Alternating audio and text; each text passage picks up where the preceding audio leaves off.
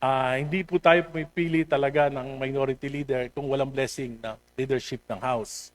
Ibig sabihin, distinguished speaker, nung ikaw ay naging senior deputy minority leader, ito ay may sabwatan sa mayorya?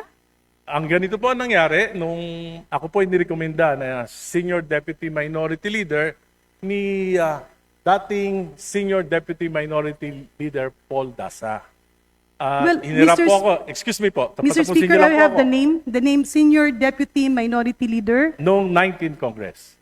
Well, Paul Mr. Dasa. Hindi, Paul nirekomenda Daza. niya po ako. Sabi niya, kakausapin niya si minority leader Nonoy Libanan upang ako ang kanyang maging kahalili.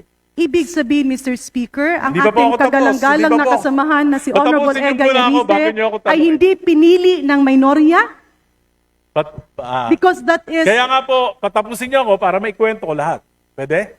Yeah, but can Kung I pwede lang ako. Kung pwede, pagkatapos pwede niyo akong can I have tanungin. a direct answer, Mr. Speaker? I am directly answering you. Yeah, Mr. But, Speaker, my question is Honorable- very simple. Napili ba siya ng isang former member of the House? Because that is very Nirekomenda unparliamentary. po. He's putting some words on my mouth. Honorable- Ang sinabi ko po, nirekomenda Session po suspended. kay